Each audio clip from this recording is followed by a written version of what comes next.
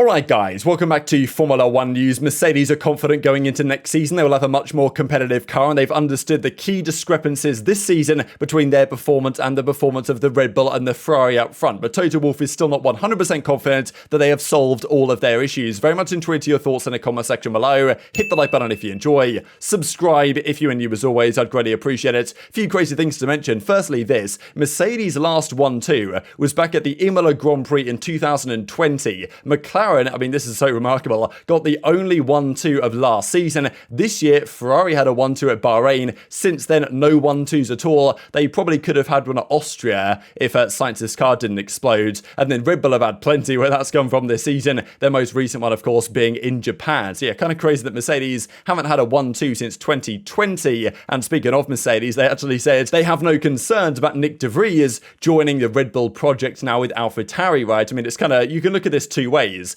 Either Nick de Vries is going to go in there with good understanding of the Mercedes camp, tell Red Bull all their secrets, and that they gain knowledge, or you could look at it the other way, where Mercedes now have a spy in the Red Bull midst, and they're going to get information in return. Arguably, well, ideally, nothing of the sort happens, and there's no foul play involved. But yeah, Mercedes have played down any concerns that de Vries is going to give them all the top secret Mercedes information after spending a good couple of years within their midst. And well, this also from Formula 1, right? So Mercedes are not going to win a title this year for the first time since 2013. Obviously, they're working hard to put that right. The new regulations always going to switch things up a bit. It was going to be surprising if the same order repeated itself from 2021 into 2022. Mercedes got it wrong on a number of different levels, and probably, at least in terms of from a team perspective, the drivers they have, but also the strategy team and reliability, they're the only full team that really can challenge Red Bull, I think. I mean, look, we saw what Ferrari had even when they had the car this season. Didn't work out for them. So I think for a competitive championship, we do need Mercedes to be back in the fight next season, or Verstappen's probably going to run away with it yet again. But Toto Wolff says, yeah, Mercedes must address several layers of performance issues to fight for race victories in 2023. They've got a number of different things wrong with their car. They believe they understand pretty much everything that's wrong, but they can't be 100% certain. And of course, Wolff is kind of inclined here to play down anything. He's not going to say outright, yeah, you know what, our car's going to be phenomenal. We understand everything. It's going to be GG for the competition. You know, just pack up shop and go home. We're coming with an absolute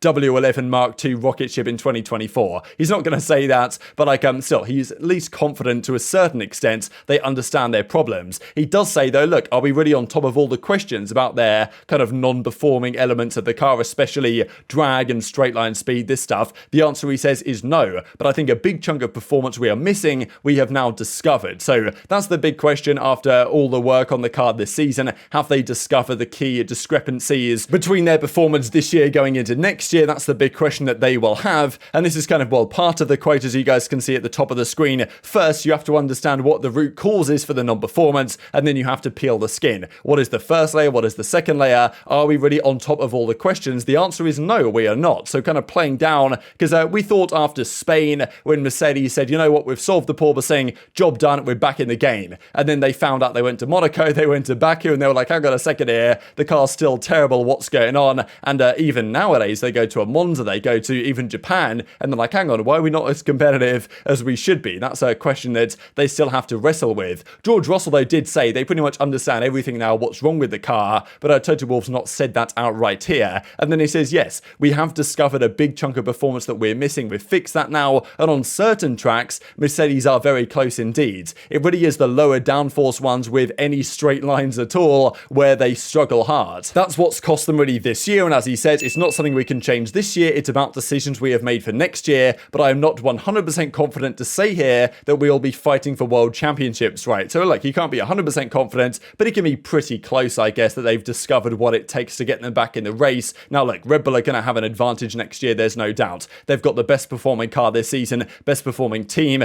best performing driver. Like, it's going to be a difficult trio to stop on that front. Arguably best performing supporting driver as well in Sergio Perez at times. But yeah, this is kind of another element of the discussion here where Toto Wolff kind of clarifies, yeah, we understand a lot about where we went wrong this season and therefore what to do going forwards, but there's no guarantees they're going to be back on top of their game next season. So yeah, what do you guys think will happen here? Because there was a few times with the W13, they thought they discovered what was going wrong. And also, how do Red Bull look next season? Because they took maybe some risk with their current car design. We've wondered what Mercedes will do in terms of, will they go down the route of bringing in, different side pods? Will it look the same next year's car? Will it look more like a Ferrari or Red Bull? The issue is with doing that is that if you copy someone else's car, it's never going to be quite as good as the original, and you're giving more performance gains. Let's say they copy the Red Bull, they're giving an entire season of understanding and development over to Red Bull, which is going to be really hard to catch up. They probably have to double down on the idea that this philosophy is going to work if they fix the key issues, whatever, with maybe the flooring of the car. That was the key problem. We even saw earlier this season when Mercedes were rumored to have a big upgrade coming, and it was going to be to the floor or some element of the car that couldn't be seen. Maybe that didn't do quite enough to get them back on level terms, but around a Zandvoort and around a Singapore they have been. It's really just that drag to downforce ratio which has been rather too low for Mercedes compared to the other, especially top teams. But Wolf goes on to kind of clarify that, Red Bull are going to be the favourites for next season. This is pretty much undeniable, right? If you win a championship in dominant fashion, as they indeed have, and I believe now the RB18, is going to be Adrian Newey's most successful ever car. He's made cars since back in like the early 90s Williams cars that were winning championships, and he's made, so many cars over the years have been involved in their development, and this car, the RB18, is going to be his most successful. Red Bull have won 14 out of the 18 races so far this year. Like, that's kind of remarkable to think about. Verstappen, of course, has taken 12 of those, Sergio Perez 2, 3 have gone to Leclerc, 1's gone to Sainz. Back at Silverstone, nothing for Mercedes so far. So look at the numbers. Red Bull have practically dominated this year's championship outside of just the first few races, and therefore it's expected that Red Bull will go in as favourites. But as I say, if Mercedes have a good car, they're probably the most complete team that can actually compete with Red Bull going into next season, I would at least imagine. Now, speaking of kind of straight line performance and also where Mercedes looked pretty good, at least in quali, this is the Singapore Grand Prix. Notice though on their website, in terms of booking tickets for next season, this is the new track layout that they have just brought up. So this is the start finish straight here, turn 1, turn 2, turn 3, turn 4, turn 5 as normal. This is kind of the key overtaking zone down here into turn 7 where Verstappen locked up. I think it's turn 7, whatever it is. This is where Verstappen locked up down here, went off into the runoff area, and then left, right, left, pretty difficult to overtake over the bridge, turn left, DRS zone, and then this zone is rather different, right? So you guys know, you come to the end of the second DRS zone down here, you turn right, and then after going right, it bears round to the left, then there's a right, then there's a left, then you go under the grandstand, then you turn right, then right again, then left again, and that actually is over here. Now, what they've done instead of that is just completely remove that entire section. Instead of doing all these corners, turn 16 through to turn 19, instead it's just another straight. So they get rid of that section. I think they might be reprofiling the grandstands and stuff anyway in that area. Kind of a legendary area of racetrack to some extent,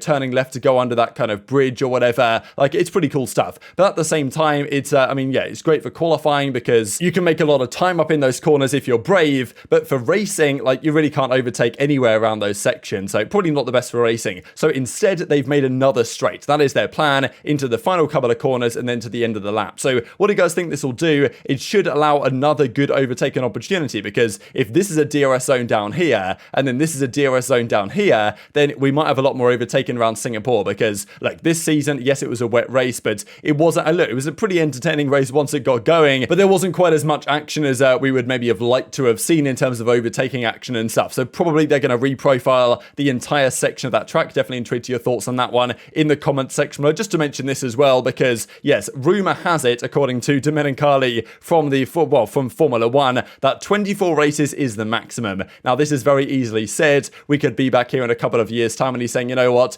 26 races is the maximum or whatever. And yes, probably in his opinion, it's 24 races plus 24 sprint races are the maximum. I'm sure the engines are going to be screaming at him for that one. But he says 24, which is what we're having in the upcoming season. That's it. There's no more than 24 ever going to happen. Although a few months ago, I thought he said 25 was possible. But yeah, 24 races, I guess, is what he wants to stick with going forwards. And the calendar we have for next season is probably going to be replicated in large parts going into future seasons. But yeah, will he hold to his word here that 24 will stay the same, or will it go to more races? Maybe they'll fit one more in, and maybe they'll fit another couple in. And I think maybe his key goal is to keep 24, but to increase what's happening during the weekend. He's been pushing hard lately for more sprint races, more, points for practice or whatever ideas he's come up with lately to try and create a more entertaining sport for fans. Whether those ideas are actually any good, I would highly doubt it, but at least capping the races. I mean, 24 is a lot of races already. At least capping it there is maybe a positive. Whether you guys trust him or not is another question. But very much intrigued to your thoughts in the comment section. section below. Hit the like button if you enjoyed. Subscribe if you're new. Take care, and I'll see you next time.